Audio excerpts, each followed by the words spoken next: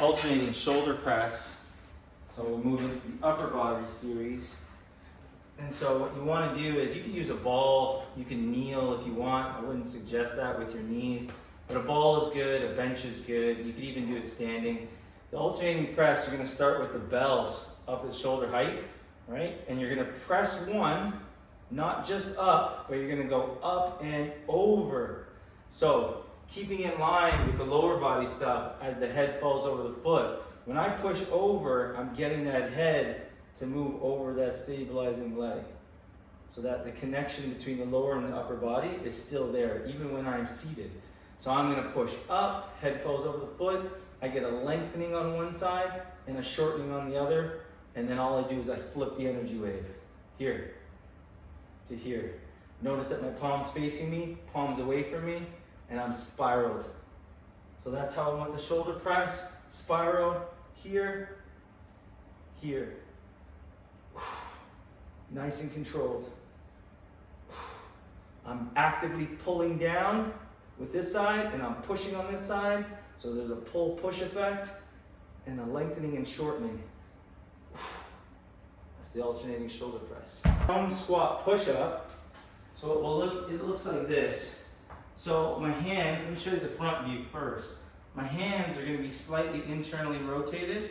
I'm about shoulder width apart here. I'm going to go double the shoulder width apart. Place them on the floor. I'm going to take a step back, but my knees are still softly bent. My shoulders are going to stay over top of the wrist and spread the fingertips. I'm going to lift up into this position. So right now, again, you can notice that my feet are still fist or hand width apart. I'm not playing outside of my hips. I'm going to keep the joint segments in line with one another.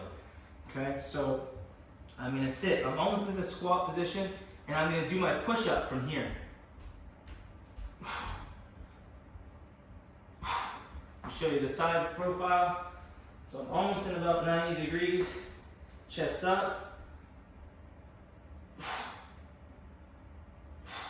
That way my back stays long and decompressed, and I'm keeping in line, linking the upper and the lower body safely and securely. So that's the prone squat push-up. Again, the setup is the same. Feet within the columns, hip width apart, fist or hand width apart. I got my feet straight, shoulders back. I'm going to get that hinge, so I'm going to lean over, shoulders are back, lean over, draw the hips back. And all I'm going to do is, I'm going to row this up, alternating, pull, and pull. What you'll notice is when I pull one, notice my head. Head falls over to the side that I'm loading.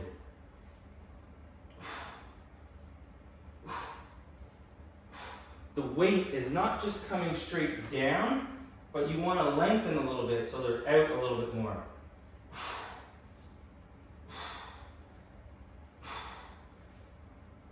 It's under control, pulling with the elbows, trying not to grip the weights too tightly.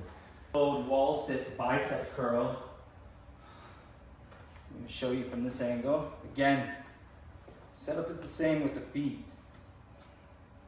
You go hip width apart, fist width apart, or hand width apart. When I bicep curl, I'm going to go one at a time. So I'm going to lift up, I'm going to load this side. Notice again, head falls over the side that I'm loading. Chest is up. Lifting. I'm turning those pinkies as much as possible. I'm linking the lower body with the upper body. Keeping that chin up, the eyes up, chest is up. Now, show you from the side angle, just like we would a wall sit. I'm going to sit, outside edge of the foot, heel slightly up, and I'm loading. I'm not leaning back, I'm going into compression here in the lower back. I want decompression, so I'm going to lean out, turn. 3, 4, 5. Double bowed squat with the bicep curl. You can alternate between a wide grip and an underhand grip. So take the wide grip, chest is up, shoulders back. Again, I still set my feet inside the column, so inside my hips, right? They're still fist width or hand width apart, so they're not out here. I can still bring them in, okay? So everything is streamlined, you know, to apply to that principle. okay, to hold that principle true. So I'm gonna go chest up, making sure that the shoulders do not rise. The tempo here is 3-0-1-0, so it's 3 seconds on the up, 1 second on the down. So I'm gonna pull down, draw the shoulders away from the ears, pull down to just below the chin, and I'm gonna lift up for 3, 2, 1, exhale 1. 3, 2, 1, exhale 1. I'm pulling back and towards me to just below the chin.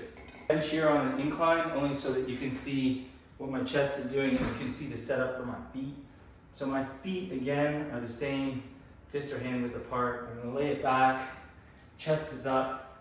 Draw those shoulders back and down and really push the chest up. You really wanna be pushing with the pecs, not so much the shoulders and the triceps. So I'm gonna draw that chest up. When I push up here, I don't wanna be at 90 degrees, because that's gonna be putting a little bit of pressure on the shoulder. The humerus is going to rotate differently into the shoulder girdle, and so that's what we don't want. So I'm gonna actually bring my elbows down slightly so that my arms are at a 45-degree angle, and I'm gonna push up from here. Notice that my hands are open. I'm not gripping the dumbbells really, really tightly here.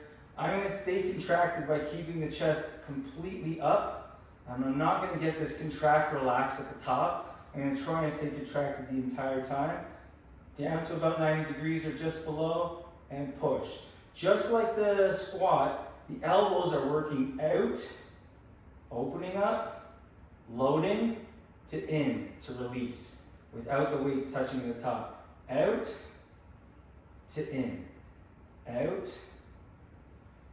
to in.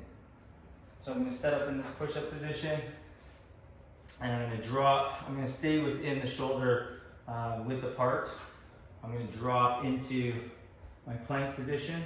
So my shoulders are gonna stay over top of the elbow. I'm gonna keep my hands open so I'm not going into a clenched fist. My feet, again, they're going to be fist or hand width apart. I'm gonna go to the outside edge of the foot, just like I would on a squat or a single squat or a lunge. And my chest is up, my chin is up. I'm gonna look out in front of me so that my head is not down.